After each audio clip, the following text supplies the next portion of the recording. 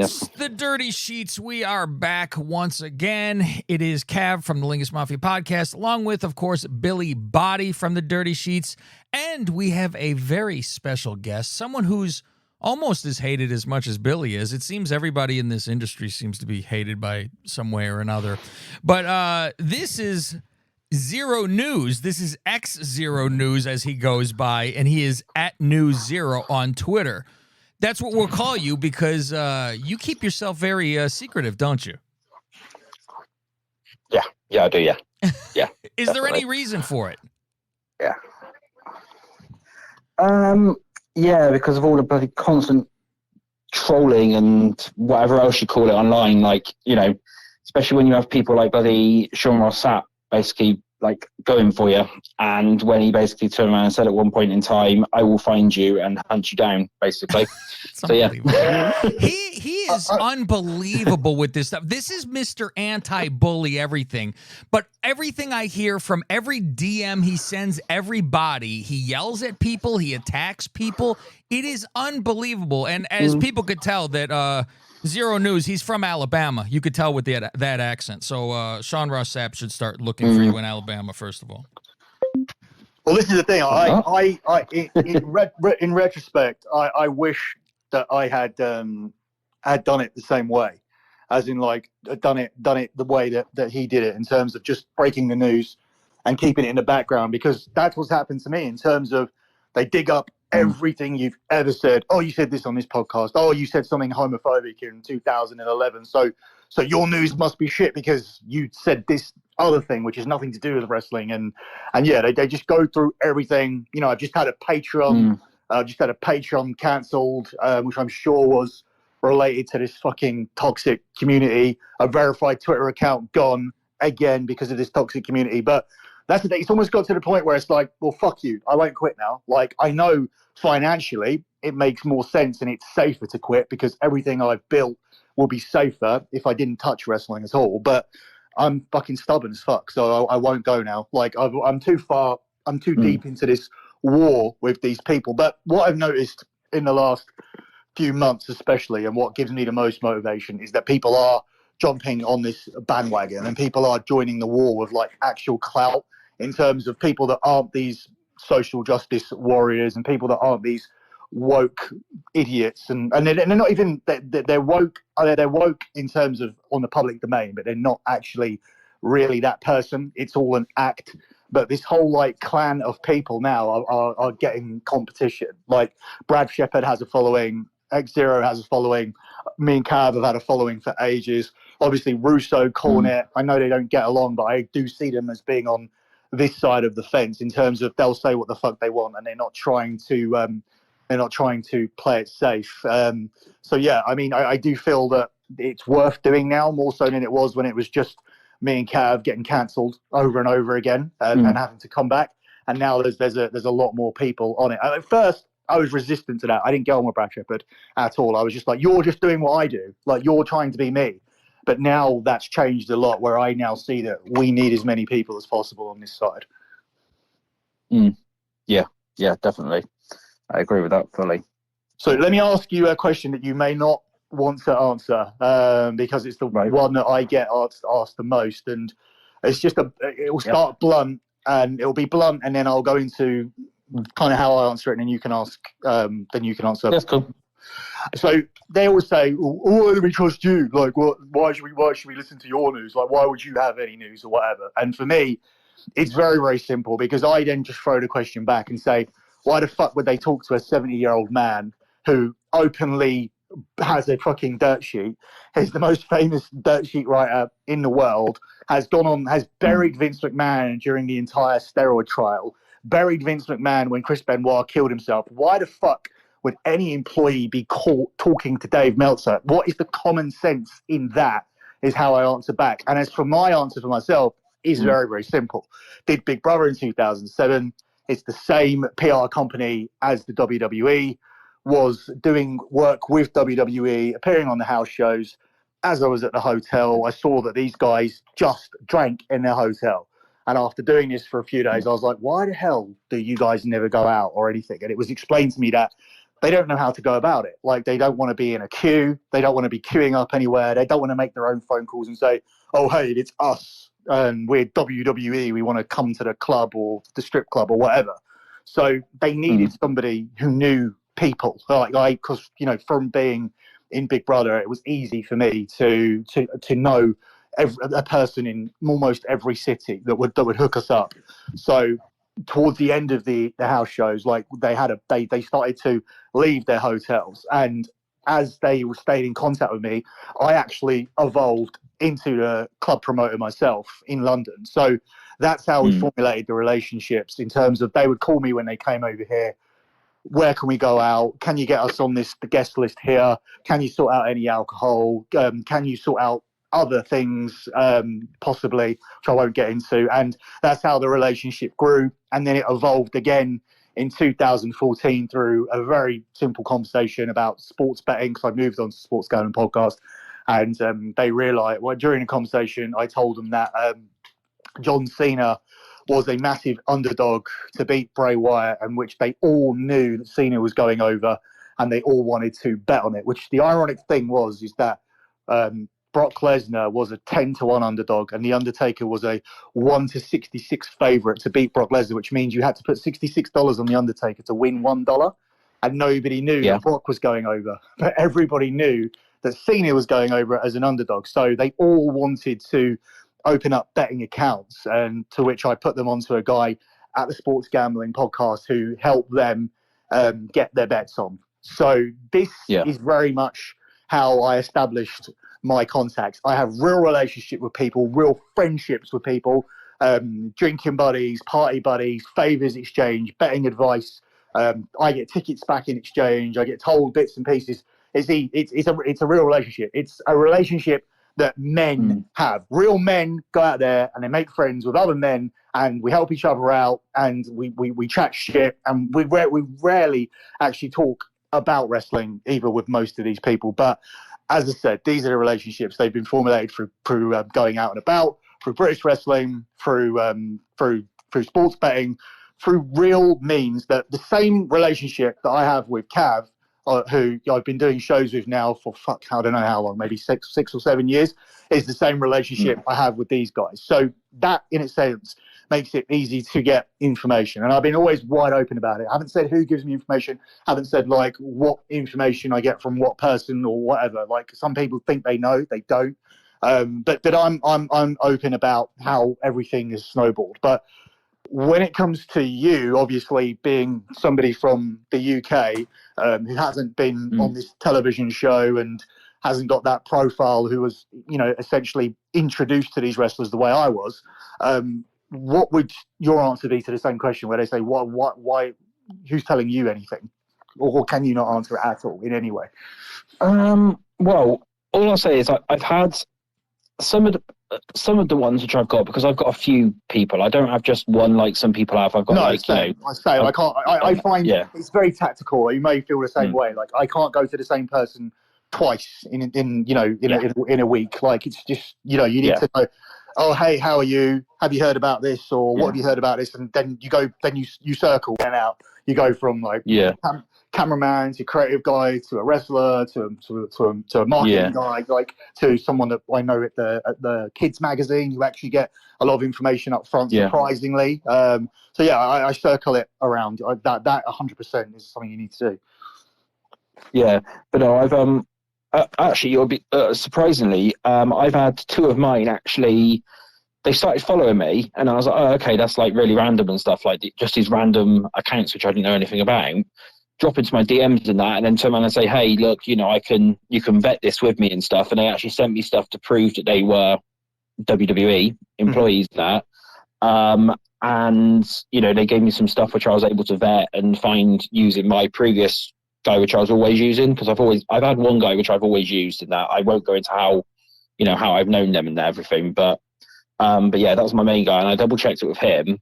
And yeah, like I said, these people, they just jumped into my DMs and that, and was like, yeah, you know, we want to help you do this because we think the big names are getting too big, so we want to sort of bring smaller ones into the frame, you know, bring you up and that, basically, by giving you good stuff, and that by giving you stuff that you know, the likes of like Fightful, PW Insider, you know, all the big ones and that they wouldn't have like extra little bits, because they even said, you know, half of that. I had exactly the same thing happen. Like, it was a case of like, so I always get this lecture from Conan on K100. Yeah. It's like, oh, you know, if you stop going after the fans, or if you stop insulting the wrestling community, if you like calm it down, and you know, then you know, you'd be a lot more successful. And it's like, no, actually, like, I pop my sources. Like, my sources enjoy me going after Dave. My sources enjoy me going after Sap, and they used to enjoy it, Ryan Satin. They don't like these people. And when I'm out there, like, attacking them, like, that is the way that I will receive more information. So it's like a double-edged sword. I can't grow because I'm seen as being this antagonist and this person who, you know, just insults the other dirt sheet writers and insults the wrestling community. But this is what is making my sources laugh, and they find it hilarious, and they'll continue to give me the news to keep me alive. Like, because now it's a situation where if I don't have accurate news, then I'm just the guy who everybody hates, who also is getting everything wrong. Then I'll go away. So they'll keep me alive by doing that. But stylistically, they want it to be done this way, and I want to do it this way as well. So, you know, when Conan says, oh, if you just do this, if you just do that, and I'll say, yeah, but my guys will be bored. If I stop attacking Sean Ross Sapp and I stop attacking Dave Meltzer, the guys who give me news will be bored. They'll be bored, and they'll be like, oh, he got boring, let's stop talking to him. So I had exactly a similar situation. Yeah. So, that's mainly how I got a feel of mine in that. So yeah. Sorry, go on. Sorry. Yeah. So let me ask you, when you're getting all the information from people who are reliable and everything like that, and as we know, like, Billy's had the same deal where you'll hear something and it won't happen, and now you got to hear shit because you put it out there and people go, I told you so. How do you deal with that? Do you go back to your guy and go, what the fuck was this? What happened? I mean, how do you usually deal with it? Is that pretty much how it goes? And then they just say, yeah, these fuckers changed it last minute on us. Basically, yeah, literally, yeah. I literally just went up to, like, one of the ones which I've had. I literally just went, as soon as something didn't happen, I was like, what the hell was that? Basically, like, did it change or something? And they just went, yeah, plans changed. Jesus. Triple H changed it literally just before the show, or, you know, Triple H changed it whenever, and that. I was just like, oh, okay. So what was one of your biggest ones that you put out that didn't happen? Rock. I think you had a bad night at the Rumble, didn't you? Yeah, the Rumble night, yeah. Oh, yeah, it was Rock was supposed to show that up. one was. And here's where I'll defend him, because there's some. I got him on here because I said last week. I said to you, I'll be honest. I said that, like, he's not always right. Like, I feel that I've been more right because I actually do play it safe. I mean, it's safe to the point where one year I got a story that John Cena was in a mixed tag and I didn't report it, and it was right. And I sat on it because it was like, this sounds stupid. So I didn't report it, but, like, I play a little bit safer than you. But I said on last week's show, I said, but when he gets some of the stuff he gets right is so ridiculous and so niche and so has to come from inside the company that there's no way he doesn't have a source. I said, because, like, it's so specific that he definitely has a source. So I defended you, but you're now more famous or more known because this is how toxic the community is, for the bad night at the Rumble. That almost gave you more notoriety, and because they want that notoriety to be, oh, he sucks, remember what he did at the Rumble. Well, what about the fucking 50 things he had right beforehand and the 10 of them that were ridiculous? No, he's finished, he fucked up the Rumble. So yeah, that is, if they want to bury you, Dave can be 10% right and you can be 10% wrong, but he's better than you because he supports all the right causes. Well, this the thing is, obviously, going back to the Rumble as well, this is what really annoyed me as well, is the information that I got about Rock basically being there, I got told by 3 different people. Those 3 different people are in 3 different departments in the company. So my argument is, if 3 different departments have heard the same news, then surely there's some truth behind it somewhere. You know, if 3 different people are telling me the exact same information, I'm going to report that. So basically, I didn't go all in as you, but the thing that was coming out to me was, he's doing it. He's doing it. He's doing it. Don't worry, he's doing it. Like, well, why is he doing it? He goes, he needs to do it. He needs to do it for the XFL. He needs to promote this. He wanted to do it this year. He didn't want to do it last year. He wanted to do it this year. And as me and Cav talked about last week, the XFL was not well promoted. The XFL did not do well this weekend. The XFL did a bad rating. It was badly attended. And if The Rock can spin it however he wants, and he can go out there and he can be fucking The Rock on the field, which is the biggest criticism of the first XFL is that The Rock was out there in the first place, and it was just felt like an extension of WWE. And the sports people said, we didn't want to see Vince McMahon. We wanted this to be a serious alternative to the NFL. And as soon as Vince McMahon was out there, people were turned off to it. Well, The Rock did the same thing, but instead he did it to a half-empty stadium with 1.5 million people watching on TV. So the sources were right. He did need the WWE, and he didn't have the WWE machine behind him. And again, I think the Rita Chatterton thing did not help. I knew that he was there was some issues with that, and they were asking for clarification in terms of what could potentially come out and what his face could be pinned to over the next 4 months whilst he was doing television. I knew Fox were not very happy that he's not on the television because he was supposed to be, and this is something that's been promised and postponed for a while. So, I got stuff along the same line. But as we move forward, the thing that I'm most confused about, and sometimes I don't know if you find yourself in this position where you want a story, you want to be at the forefront of a specific story, and nobody can give it to you. And at the moment, the one that I can't get is what direction they're going in with the championships at WrestleMania. Now, here's why. Yeah. Here's the issues. So first and foremost, the plan for a while was for Cody to win the Money in the Bank in Las Vegas. He was all over the advertising. He was supposed to win the Money in the Bank, and he was supposed to cash in on the winner of Rock versus Roman Reigns so that both of those guys could immediately be off television, because Roman Reigns was promised that WrestleMania 39 was the end of the reign and that he would be able to take a 4-month vacation. And obviously The Rock knew that WrestleMania 39 would be the end as well. So we've known for nearly a year that Cody would be leaving that event with the titles through the Money in the Bank cash in. Now, over the course of the year, a lot of this was changed to, well, Cody's going to win one belt, like we're going to separate the titles, and Cody's going to just win one title on one night, and The Rock and Roman are going to battle for the other belt on the other night. And, eventually now The Rock's not doing it, and it is unification. So I'm confused with, do they go with Cody and give Roman this time off, or do they continue to go with the person who is head and shoulders above everybody in merchandising at the moment by a mile? And this even goes beyond. I mean, it's not even close. And the signing of Bray Wyatt has been such a failure on this occasion, where he briefly broke into their top 5 and is now out of it and is not returned. And when you look at the top 5, Cody's in there because Cody has everything for sale at every show. So he's obviously forced his way in. Becky's become somewhat of a ever present for girls and mums and whatnot. So she'll always be there for at least for the time being. And then Sammy has overtaken Bray Wyatt, and the other one that's sort of constantly in there, which people are stunned about, and the person who never leaves the top 5.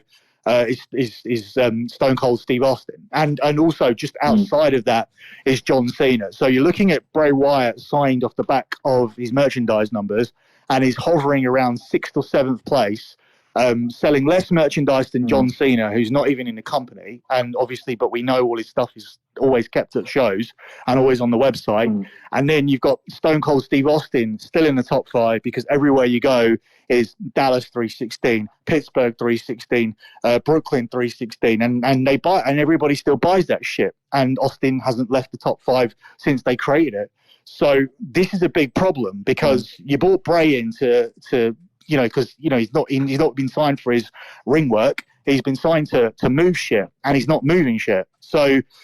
And Cody is doing okay, but he's nowhere near Roman, and he's nowhere. And as far as when you're comparing, so Cody has mass quantities, but Sammy has one T-shirt. And if you take Sammy's T-shirt versus Cody's T-shirt, Sammy's T-shirt is destroying Cody's T-shirt. But Sammy only has one T-shirt, and Cody has 4 T-shirts and dog tags and caps, and it's hard to measure who's the biggest star? I would say it's Sammy if you look at the ratings on SmackDown and Raw when he's on.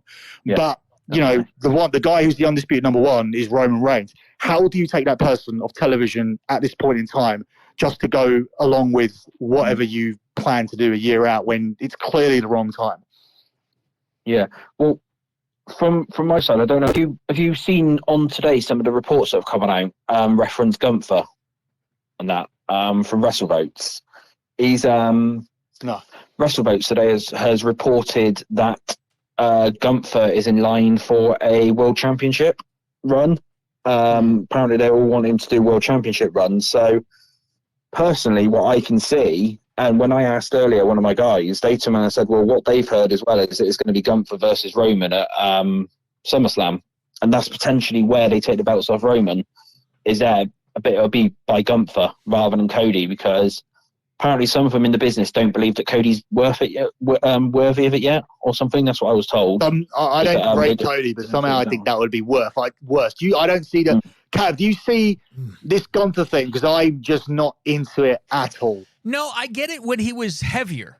He needs to put on some mass. That's the problem for me. He just looks tall and frail because he lost so much weight. And I mean, I know he was a chubbier kind of guy, right? But and then also at the same time you go, so who's the heel in this? And who? I mean, I think people will be cheering Roman just because he's the cool heel, but that's a little bit of a problem having these two, and that's who takes it off him to, you want to skyrocket someone, I get it, but it's weird that it'd be the heel that's skyrocketed like that. Yeah. Yeah, it's just obviously, like I said, that's what WrestleVotes apparently earlier on, is that it was something to do with like Triple H and Road Dogg and everyone like that want to push Gunther, and he's in line to be the next one to take the championship. If they decide to split the belts, then he'll take one belt. If they don't decide to split the belts, then he'll have a championship run at least in 2023 by summer, it says on it. So, what do you just obviously assuming SummerSlam. What do you generally feel about? How do you generally feel about his booking in terms of? Do you think it's been this mass improvement that he's given credit for, or is it just this narrative that once there's a narrative out there and Sean Ross Sapp and these people decide to run with it, then everybody just piggybacks it on? Because I've noticed that not a lot of people have their own opinions. Like, it seems like there's a narrative out there and people will just follow it. Meltzer will start giving matches higher stars, and he'll go along and say that Triple H is much better than Vince and everything makes a lot more sense, and Alvarez will join in, and then Sapp will find reasons to go along with it as well. But I'm not convinced, and I've never been convinced. Yes, I mean, some loose ends are tied up, and we don't just leave one story to another. But this whole thing with intertwining stories, like Ray was feuding Dominic, and then he had a break to go after Karrion Kross while he was still feuding Dominic, and Lashley's in the middle of the thing with Lesnar, but instead of finishing it off at WrestleMania, you're going to save it for Saudi, and they're going to have two different matches. Like, I think it sucks. Yeah. And I don't get it. And generally, I still think this is a show which is packed full of too much wrestling I don't care about. Yeah. Well, I mean, at the end of the day, personally, in my eyes, Roman shouldn't be dropping those belts at WrestleMania. As I've been saying to people throughout most of the day, and a couple of other ones as well, come WrestleMania, he's going to be about 40 days away from the 1000. Now they've been building him up to that. So why would they be stupid enough to take the belts off of Roman 40 days before he hits the 1000? If they're going to take it off him, do it after the 1000 days. That's the easiest way. What about this element of Roman doesn't really care about that kind of fake stat because it's not a real sport, and Roman's just like, hey, fuck you, I want my holiday. Like you said, like I'm taking time off after this, and that's it. Yeah. Like, what if as wrestling fans, we're like, oh, that record would be so cool, and we all walked around with our toy, WWF belts, and I know Cav still probably wears his. Listen to you over here. I see you going to all these getting toys signed. Don't tell me about a belt. Listen, I know you walk around naked at the Winged Eagle. If it's the Winged Eagle, that's excusable then, of course. But that's the thing. Like he may not think like that. Like he obviously this is a football guy who But he got into also wrestling. doesn't wrestle he doesn't have to be there to even get those extra 40 days. He might have to show up 2 times in that time. Just showing up, not even having matches. So it's kind of like, hey, you don't even have to, we're not asking you to, be here every week for TV. Maybe every 2 to 3 weeks, show up on TV and talk.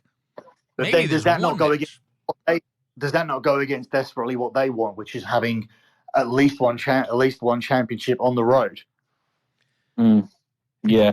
I mean, yeah, obviously, if Roman wants his break, then yeah, give it to him. But personally, I just feel they rushed Cody back. Obviously, he was off injured for 8 months and that. They literally shoved him back in at number 30 in the Rumble, brought him back in, got him to win the Rumble, bang, done. He's dethroning Roman Reigns, the most dominant champion going at the moment, basically. That's my personal opinion anyway. Yeah, so you feel it would be an anticlimactic end. There's not really a big story there. Like Cody coming back and wins for his dad. What do you think of the dad stuff?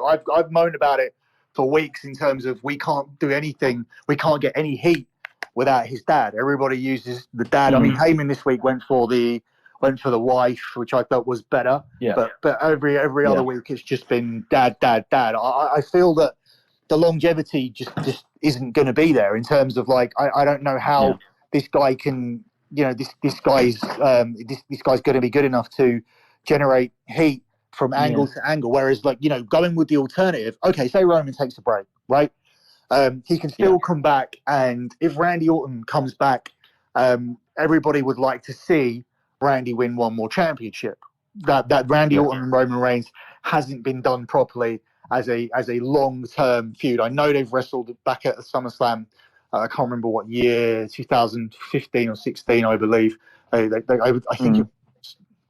14 it was 2014 they wrestled, but it was a nothing match. It was the piss break match before the main event. I mean, that's really the only major program that they've had. Like Orton versus Roman is money. Seth versus Roman, like in a proper feud for months, is money. Going back to Jey Uso, that's money. Getting The Rock to actually do it is money. The Sammy rematch is money. There's money all over the place, and when people are now chanting "fuck you, Roman," whereas before for so long, as I mentioned on the show over and over, he was a cool heel. Like guys wanted to be Roman, which means that you can't fully boo him with all your heart when you're wearing his t-shirt, right?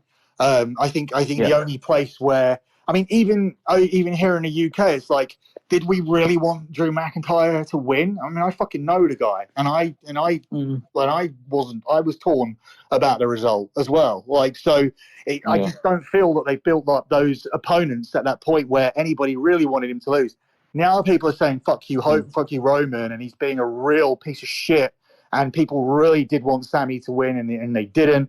Like, I think if you can get past Cody, you can set up some really hot feuds where people really want Seth to win, and people really want Randy Orton to win, and really, really want it like bad, and then you don't give it to them. Maybe he could fucking, Edge could put his career on the line. Like, you did career versus title along the way, and he can retire Edge and have all of these different things over the next 12 months. Whereas what's Cody going to do?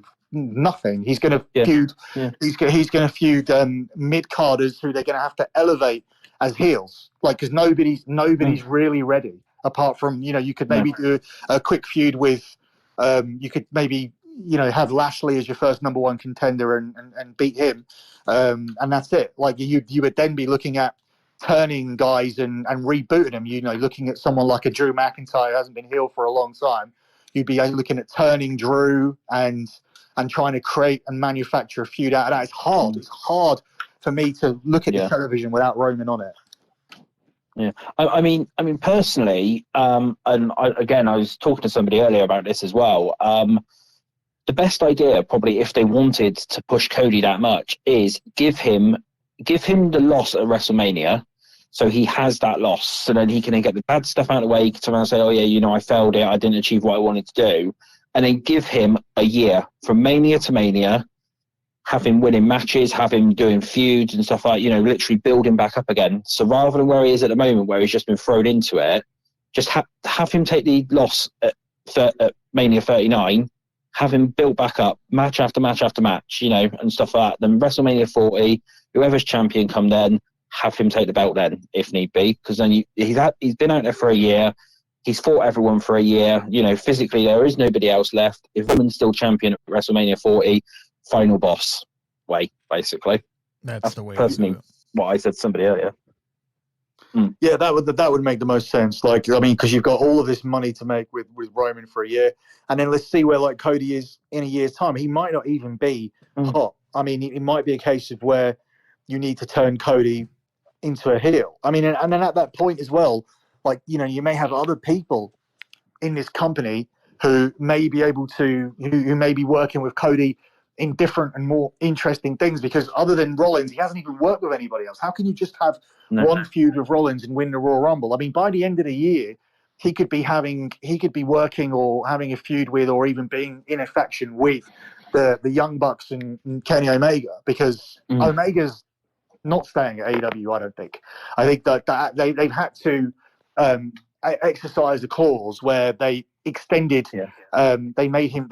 He's now working time that he missed. Now, those contracts don't really even have that clause, because if they do, then suddenly, like, you would be doing that with CM Punk, and when everybody's looking at Punk being a free agent in about what is it, like 6 or 7 months time, and you know, when he's cleared, Punk's only supposed to be able to work for the final 4 months. And me and Cav were talking about whether, you know, whether they would ever bring him back to TV to work 4 months. But if they do have the capacity to exercise these clauses where you need to work the time you missed, like they're doing with Kenny, then they could do that with CM Punk. But ultimately, eventually, if you're having to do that and he's not signing a new deal, then he could be coming to WWE. Then what happens? Then is Kenny and Roman more interesting for next year's WrestleMania? Can Kenny come straight in and do that? Does Kenny go into a feud with Cody? Does anybody who is a casual wrestling fan give a fuck about Kenny? Because I've watched AEW since it started, and I just don't get the hype. Like, I knew that he was like Mr. fucking 6 and 7 star match, and you know, Dave Meltzer was getting his sheet sticky over him, but I never saw it at all. Cav, what do you think? Like, you watched, you like that show more than I do. Yeah, I like it for the content, and I don't know, they're completely different feels between the two shows, and I like an alternative. God knows I make fun of them constantly. The thing is, like, with certain guys, because my running joke is always like, I've liked Kenny Omega since ROH. That's where I first saw him, when he was like a fucking mid-nobody, and I thought he was really good then, and he was doing some Ryu shit from like Street Fighter. That was his thing, walking to the ring all the time. But I thought he was a good talent. As you're talking, I realize we never talk about this because we've never talked about your girl Paige and the shit that they're doing over there. I realize, like, we've never had that conversation because they're getting buried online. But we have to touch on that next week. We'll give it some time. But yeah, sorry, go on. Yeah, so I've always thought he was a great talent, and it's funny because you see these trio matches with him and the Bucks, and I could give a shit about, you know, the Bucks and everything, but I mean, quality of, like, my God, the shit that's gone on. It is a real weird thing because I can appreciate their talent of what they do, but I don't care still. I would care much more about Omega coming over than I would care about the Bucks coming over. Yeah, but do you see him as this comparison where people are like, when they were both champions at the same time, there were things going, oh, who's the better champion? Oh, like no, Roman or Kenny? Like, to me, size always has a lot to do with it. When somebody looks the part more so. I mean, Kenny's not some slouch, but he's not a big, tall guy. He's more of he's put together, but he's not, it's not as an impressive look for me.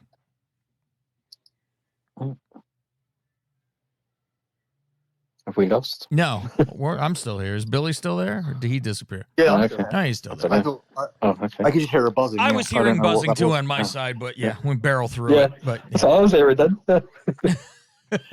Yeah, no. So you don't put him in that level, at that caliber of talent. You just think he's a good hand. Yeah, I do. I think he's a good hand, and I also think a lot has to do with how somebody is booked by far. Because, I mean, we see Sammy is a fine hand of wrestling. Would you ever have seen him in a main event before a storyline? Storyline changes so much for everybody.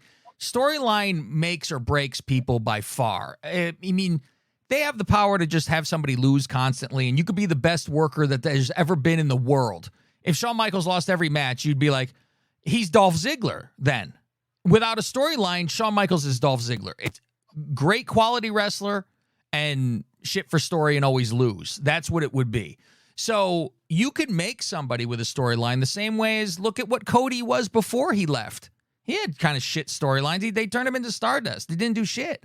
They kind of push him into something and give him stories. It's like, oh, okay, now I see that he's doing something. So it's a lot of time for me.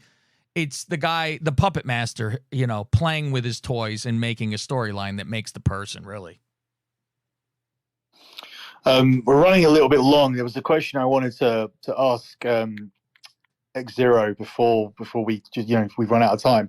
I saw a tweet that you put out on Monday. Yep. And it's different information to me, so I just want to see, where we're going here.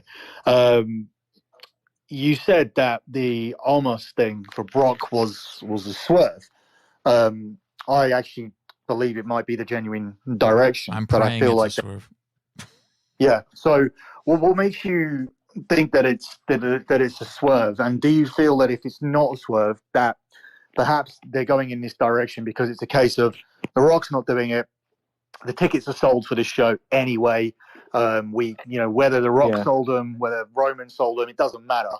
We got our money. So shall we just start thinking ahead to the Saudi Arabia show where we may not have Roman Reigns and Bobby Lashley and Brock Lesnar is a potential main event in a stipulation environment such as a Hell in a Cell or something that you can appease the Saudis with. Is what my understanding is. But you feel that Almost won't end up being the opponent because I think he actually will be. Yeah, it's just what it is again going back to when multiple people are telling you. I've had two of my guys all week literally tell me it's a swerve. That's all they've been saying to me is it's a swerve. They've been hinting at it's possibly going to be Brock versus Gunther as a one-off. That's what they were basically saying. They wanted to try and elevate Gunther up, and that's then where they were leading obviously into this WWE Championship opportunity by putting him in there with Brock. And in fact, I've just checked back on my messages whilst we've actually been on this, and I even asked again yesterday. It was early morning, and I was told almost the message back from two of them again, the same two, was almost challenging Brock is not happening. It's a swerve. And one of them actually worked for Raw. Obviously, then I'll say they're Raw Creative, that they're actually part of Raw Creative, this person is. And all they kept saying to me is Brock and Omos is a swerve, basically. Well, I mean, that's not the info I got, but I mean, I wouldn't be surprised if they looked on the internet and it ended up being a swerve by Monday because the reception to it is pretty poor. And I know sometimes that can influence how things are changed, especially when Triple H is trying to be the modern day Paul Heyman. Like I can see him succumbing to, put what the public want, especially when this kind of small audience can dictate it more than they should. I don't think that you should book for them. Not that I necessarily feel that Omos is the right direction to go in, but I feel there's numerous circumstances where you shouldn't listen to this audience at all because there's a wider casual audience out there, and perhaps if you're trying to generate people in the LA area, in the California market, and you want them to have an interest in WrestleMania, perhaps Omos and Brock Lesnar looks good on a poster for people that don't really watch wrestling. But yeah, I mean, I think if they change it, it could be partially down to the fact that it's received such a poor response. But do you feel that like the response is warranted at this point? Like, is there no way that they belong in the ring together based on the way that maybe Omos wrestles, based on the way that Omos has been booked in terms of he's not a big enough star to be in that position. Perhaps Braun Strowman could be another way to go because he doesn't have an opponent. Like there are other people that he could work with, and essentially, why are we doing this, Swerve? Like, I know Saudi Arabia's ahead, and you might need a match for it, but you can't just do that. You can't just save a match. This is WrestleMania. You have to give us the match that makes sense. Like Lashley got low blowed. You can't start Lashley and Bray Wyatt and do Brock Lesnar versus Almas when the feud is. I mean, you can, but you shouldn't do that at WrestleMania. No. Yeah. I mean, personally, I just don't think it makes sense. What's the reasoning behind Brock and Almost? Obviously, maybe the Lashley thing and the Hurt Business thing, but officially, they haven't joined back up again on TV yet. Lashley still hasn't officially joined the Hurt Business. So I know obviously they're trying to build it back up, but at the moment it makes no sense. And perhaps it's a way to build Brock back up because Brock Lesnar has had one win since Triple H took over. It was a fluke on some sort of pinfall that he got out of a Paul Nelson counter, I believe, in Saudi. So he's had one win. He's been booked pretty badly. Short run in the Rumble, got himself disqualified at the last pay-per-view. I mean, he had a decent showing at SummerSlam. That was a really good match, and it took a lot of people to beat him. But since then, I think this is the poorest booking of Brock Lesnar that I've ever seen. Since, and we're talking about the guy debuted in 2002, and he was booked as a monster immediately. I know that he was involved in a feud with Goldberg where he had to drop the belt to Eddie Guerrero. I still don't think that's as bad as this. I think this is the worst. Brock Lesnar has never meant less than he does right now. I He's disagree. Completely I only disagree because the other time I remember that they really made Brock look like garbage was right before he went on his tear and when he beat The Undertaker. Like, he came back and he lost to Cena, then he lost to Triple H, and it was like, they're just bringing him in and he's just losing every match. Like, it was like, why is this guy something? He's nothing anymore. And then they had him beat Undertaker, which we thought that was going to be the next loss because it was like, oh, they just keep having him come in to lose.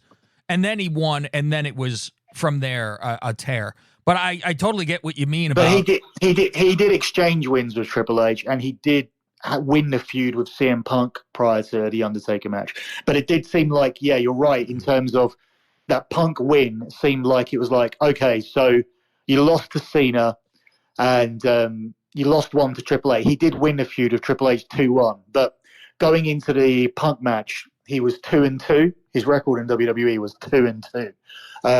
One loss to Cena, one loss to Triple H, 2 wins over Triple H. Then he had the Punk match, and it was like, okay, we need to put a couple of wins on him. If you remember, he won the Punk feud, and then he had an absolutely meaningless Royal Rumble match with Big Show, just so it was like, okay, you're 4-2 now.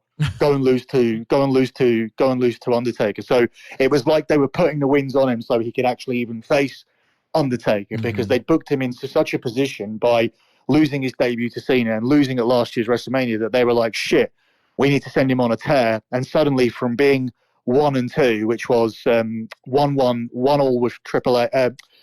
He lost to Cena. He beat Triple H at SummerSlam with the armbar. Then he lost to Triple H at WrestleMania 29, and he was like 1-2 in his first year. And it was like, shit, we want to do the match with Undertaker next year. So then they put him on a tear where he didn't lose a match for the rest of the year. But it was very much a case of, they're only giving him these wins so that he can even fucking face Undertaker. But I agree with you to a certain extent. He wasn't a good start, but it definitely still wasn't as bad as this. This is so bad. He means nothing. If he's not on WrestleMania, it doesn't matter. Like with the match he's been given. It makes it's sad because it's like how can this be with Brock, because there's loads of guys there. I mean, I know people that wanted to work with him, and there are so many things that you can do, but it kind of reminds me of. It's very strange, like the situation that we're in, if he does do the Almas match, because remember back in 2016 where he worked with Dean Ambrose and he didn't want to do it, and he sat and he ruined the match, and he just like, I don't want to do anything with you, I don't want to bleed, I don't want to take this, I want to take that, I'm going to win with one F5 and I'm doing 10 minutes. And that was what Ambrose Moxley said, that he just didn't want to work with me and he didn't want to do anything. Like he was just a lazy piece of shit, basically. So, I mean, could we just be seeing that where he's just like, fuck it, I'm done. Just pay me. I'll come in and do whatever you want. I'm getting millions to do it. I'll fucking just see out this contract and I'm done after SummerSlam. Now he'll never come back. And he just doesn't care anymore. Yeah, I mean, personally, my side, I mean, it could easily just be like what you said, to build it back up. Omos, have him squash Omos or whatever. If it is obviously a squash match in the end, actually get that Brock Lesnar win back, and then Brock can then disappear then for a little bit, can't he? Then until SummerSlam after that, obviously come back, build up a feud for SummerSlam if need be, and done. Or he could literally just do Mania and just go, okay, bye. Do you feel that it's possible, like either one of you can take this, that perhaps he can win this match with Omos, win the match with Lashley, and then his contract's up just after SummerSlam, and then just be the guy who goes into SummerSlam as that big threat for Cody, and Cody wins, and this is the win that solidifies his reign, where it's like, I beat Roman, but I defended it against Brock, and we're really on this whole, Cody is the new Cena kind of thing, and then we're well on our way after SummerSlam, or is that just too horrible to think about? I don't know personally whether I would put Brock up against Cody. That's obviously if Cody wins the belt, isn't it? If they keep it on Roman again, they know for a fact they're going to do another Roman versus Brock match before Brock goes. That. Well, I guess this is the overriding question, and like that needs that we send around the room when we close out is like, let's say Cody wins, and let's imagine the television product. Roman goes on his break. The Usos lose to Sami and Owens. So on Monday Night Raw, you've got Owens and Sami as the tag team champions. We begin the Cody Rhodes reign as champion. Let's say, for example, his first feud is, I don't know, Bobby Lashley as a heel. Or, just name anybody. His first feud is Gunther. His first feud is Bobby Lashley. His, whoever. Like, there's not a load of people. They turn Drew McIntyre, whatever you want. Like, let's imagine this television and the bloodline aren't on it. How much does the product suffer, like, as a result of it, if that is the genuine direction that they're going in? Yeah, it will suffer. It will suffer big time. Because the bloodline, like what you said a few times, is the biggest thing at the moment out there. It's the biggest merch sellers and everything. And if they're off the TV, they ain't going to get those merch sales down. It's not just that, though, is it? Like, it's not just that it's the biggest merch seller, because we don't give a fuck as a viewer what they're selling. We're insiders. That's why we know. But in terms of an entertainment, from an entertainment perspective, you're taking away the only storyline. And not only is it the best storyline, it's the best performance as well. Like, there have been, I may be exaggerating though, but I will, Oscar-worthy or Emmy-worthy performances within this storyline, with the incident at the Royal Rumble, the way Sami acted, the way Roman acted, the way Jay acted, and that's been consistent throughout. With the Jay Roman dynamic has been brilliantly told throughout. Like, everybody has, okay, this is a very simple storyline. It's a family, it's a mafia boss.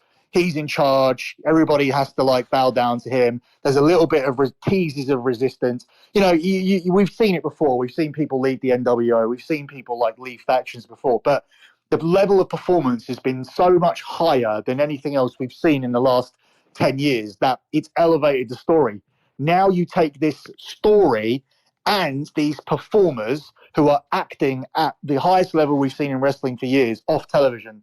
Like, how does it look? Like, Cav, how does it look to you? I think obviously you're gonna have to, like you were saying, the NWO thing. Like, when things end, you gotta start new things. And I think if Cody wins, we're gonna see the title defended a lot, and that's gonna be their whole push. Well, now I'm champion.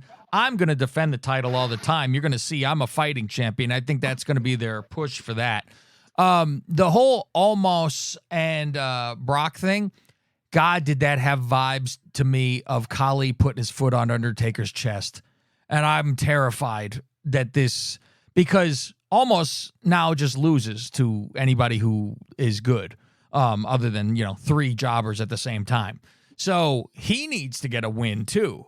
And if anybody is getting a win, I'm figuring, well, he's still there. Brock is not. So do they let Almost get a win, which, fuck, that it looks like that Great Khali thing to me. Maybe a win with Lashley interfering, and that's how you get back round to that.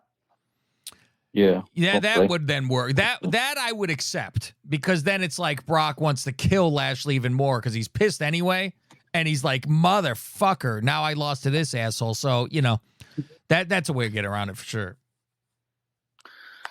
Yeah, I think my fundamental worry is, I mean, I'm not going to WrestleMania as things stand. I was very much hyped up for The Rock. My son has turned around and just made the decision for me. Like, me and his mum agreed at the start of the year that I don't think, I think obviously school's important, but I don't think I think education's important, but I don't think the school system is that important over life experience. I don't think there's a lot of things there that you need to learn. I think a lot of it's a waste of time. So if there's ever a chance to do something which is a life experience, like go to a particular soccer game or whatever, I do prefer to take him out. But his mum's obviously a difficult one to deal with. So we make an agreement on a certain number of days that he's allowed out.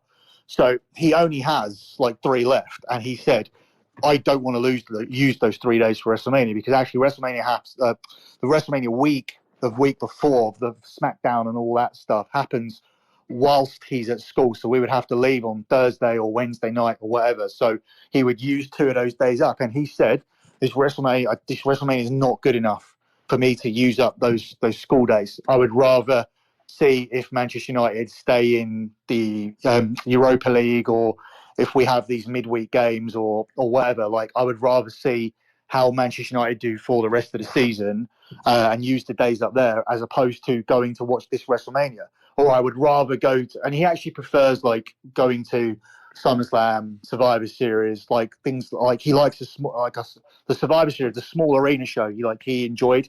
The stadium stuff, doesn't particularly love that either.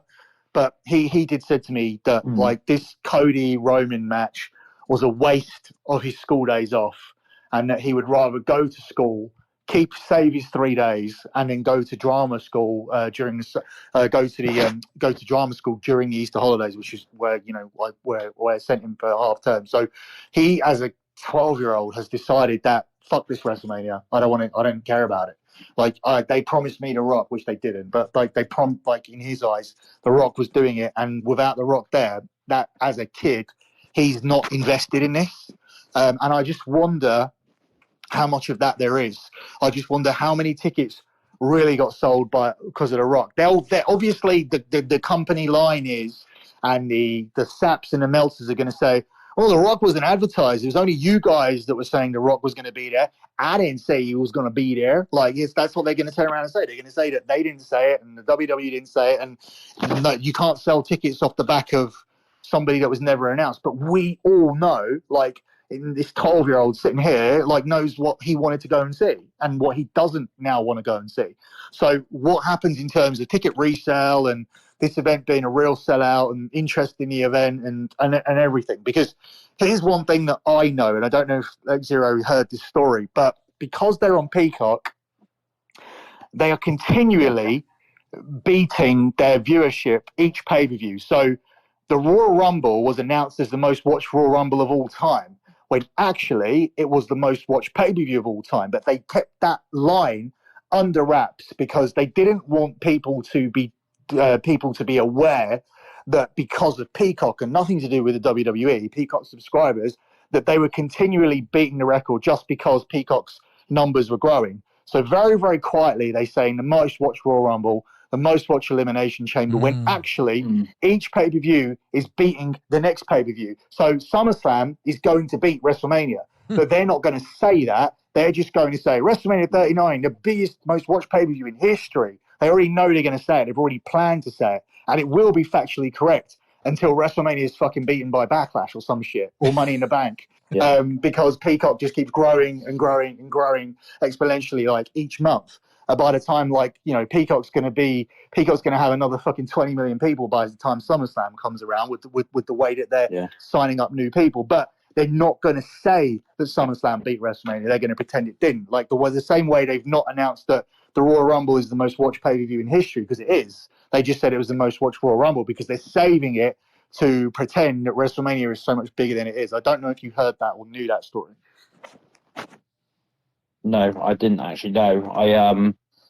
I thought they were like fudging some numbers somehow and that, but I didn't realise it was that bad. The numbers are true, but it's nothing to do with the WWE. Yeah. It's to do with the fact that Peacock is just absolutely killing it in terms of getting people to sign up with their free sign-up offers and whatnot. And WWE is available with adverts at a very low tier.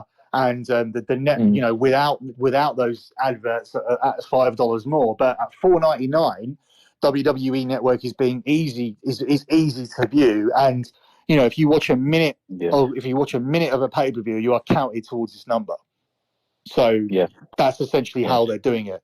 But they're not going to tell you that, oh yeah, we're building Peacock are elevating us to this new level of viewership. They're trying to take all the credit themselves, which obviously they would because it's WWE. So I didn't hear that, to be fair. So no, that's what they're doing. WrestleMania 39 will be announced as the most watched pay-per-view in history. Like, I know that already, and it will be true, but it's not as big a deal as they're going to make it out to be.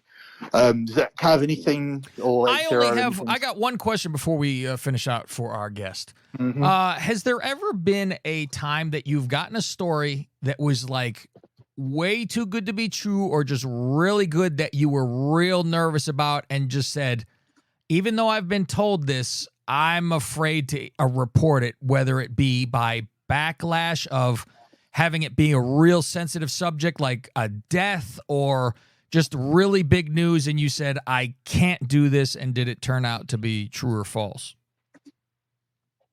Well, there's you say that, I'm actually starting one right now, which I'm not I'm not putting out at the moment, but other people are sending it and that, and I'm a little bit worried about posting it at the moment because who did Vince rape? No, there's nothing to do with that. There's nothing to do with that at all. Yeah, no, I'm joking. No, it's something I'm in an iron about whether to put it out or whatever until. But now I've actually seen some people started talking about it. I might actually now drop it because there's been a few people talking about it now. So I might bring it up. I might put some stuff out about it to what I've heard. Billy had this little problem, I think, and it was because of me. Really, it was Daphne's death. I had told Billy because I know a guy who knows a friend of hers, like very close friend, and I was like, yeah, she's already dead, and people were waiting for information, and I remember Billy was like, how sure are you? Because this is a big deal if we fuck this up. I was like, yeah, I know the guy, but I'm like, I get it. I completely get it. That's a rough one to tell, because if you are wrong, you want to open yourself up for shit. But it was the same with Scott Hall, wasn't it? Yeah. Like they turned him when they turned the machine off, and I was like, and we had a text from somebody in the room, so it was like, all right, yeah, a friend of somebody that was in the room, and I saw the text message, so it was like, you can't say, well, this person said it, so shut the fuck up, because you're not going, then you're ruining the line of information you're getting, and you'll be fucked forever. So it's just, take it or leave it. This is what it is. But yeah, there's been, I'm like, with Billy, I'm the king of deaths for him. Well, I think it was the other one as well. It was like where they got on my back, where it was like, oh, Becky's announcement. And it was like, and I was like, oh, she's going to announce she's pregnant. And they were all like, oh, it's so personal. Like, we all, Sap was like, oh, you should know. He goes, I knew, but I would never like stoop to that level of like announcing something as someone's personal information. It was like, yeah, fuck off. Like, and it was Bray Wyatt's. Another one was Bray Wyatt's mental health break. Didn't he put it out because that was pre-filmed and he actually put the spoilers out for it? I thought. No, well, he had a go at me for it. I assume he did not. Like, because I would assume it's before she said it anywhere, though. One of those like, oh, if it's in the tapings, I can say it because she's already said it, so it's okay. everyone clutches their but pearls. But he needed to confirm it with the doctor. Like, he needed to confirm the pregnancy. Do you remember when WWE? The funniest one was when WWE posted out that Scott Hall had died, and he tweeted out afterwards, going, "We can confirm that Scott Hall has passed away." It was after WWE said he was dead. They go, "We can confirm this is true. He's dead." It's like, WWE have got it right. Yeah, WWE have corrected that he said they are right. God. All right. Well, where can we find you, Xero, as we like to call you? Where's the best place we can find you? All your news, all your information. Where's our best spot to go? Mainly on my Twitter, which is @NewsZero. And we do have other social medias, but with an X, and hardly use the other ones like Insta and stuff like that. We're hardly on that. We have got a bit of a website where we put things out on, and we've also got a Patreon, which our Patreon's actually free. So any information we put on there, we actually post for free on it at the moment. What's the plan with that? Like, because if you're doing a free Patreon, it's like there's no difference to the Twitter. So why are you doing that? What's the plan with that? The Patreon in time, I'm merging stuff in. I'm going to stop using the Patreon soon and actually start using my website fully soon. Because I've got a membership area which I'm building up on there. Because Patreon, I'm starting to hate now, because obviously you can't manage most of the stuff through there. Whereas I've built an actual membership area for the website, which I'm doing, and so it can be a lot more micromanaged and a lot more sort of friendly sort of plans and stuff like that, really. So the Patreon soon is going to be scrapped, and I'm going to move everything over to a membership system on my website, where I can then do sort of similar to Patreon, where you can do different tiers and that, and they get different information. But it's going to be a lot more easier to manage, and the site as well has got several people then who can post to it, rather than just me on Patreon. All of the other people who do bits and pieces for me, they've got access to the website, so they'll be able to post everything through there as well, if I'm not about and stuff. So so you want to get fully involved in this and expand, whereas we've just kind of been we've kind of just been around to annoy people, really. I think it's collaboration time between the two of you guys. You guys could take over a lot of shit. Well, I've been saying that for a while, in terms of, like, as I said, there are people out there. You, Brad, and him? Jesus Christ. That would be that's a fucking three-headed monster. Yeah, but there are, as I said, there are more people as well, like, in terms of that are out there who don't like the Saps and the Saturns and the Meltzers, and I mean, it's particularly like Sean Ross Sapp has really got on the wrong side of a lot of people, and it's hurt like a lot of people, like, in terms of their businesses and whatnot. So you guys should make a fucking network where it's all you guys against them and rip them apart. Everybody'd go to your guys' spot, and you would have like reports from each person on the entire website. Something to think about. Billy, where do we find your nonsense? Yeah, so I mean, I'm about to go and do Keep It 100 now. My betting stuff is still lockbetting.com. Now goes to a website, not a Patreon. If you go to the Gum Yard, is it? Gumroad. Gumroad. Fucking wrong every week. If you go to the Gumroad site, which you can find on the Twitter account @lockbetting.com, you'll be able to get a discount if you use the promo code K100 or the promo code podcast. You can get 10% discount on the packages. The wrestling stuff is at thedirtysheets.com. Hasn't been anything posted for 3 or 4 days because there hasn't really been anything going on. Last thing we spoke about was that Nick Khan and the WWE were waiting for the XFL rating before they committed to anything for WrestleMania, which they would do this week. It's Cody and Roman did not face off on Monday.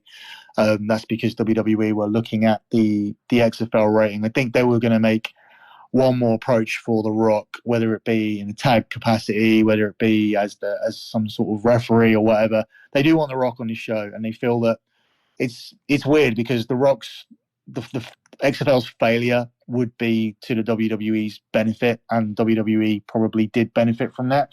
So I think the chances of The Rock coming in probably improved over the weekend, but it's all getting very late now. It's not going to be the story it should be if he comes in at this point and does anything, even if he's a referee or anything. But yeah, so we did talk about that on our last report. But yeah, there's stuff going out as and when something actually happens. And as I always say about these dirt shits, you know, there isn't, if you're really in the know, there isn't actually 6 or 7 things that happen a day. You can manufacture 6 or 7 things that happen a day. But look, me and Cav, we get the what's his thing called? Oh, shit, I've forgotten what it's called.